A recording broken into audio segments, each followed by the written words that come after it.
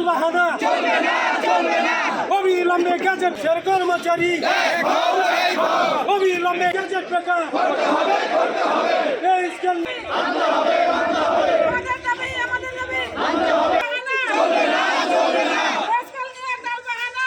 শুরু করেছি। এই দাবি পূরণ না হওয়া পর্যন্ত আমরা কেউ ঘরে ফিরে যাব না।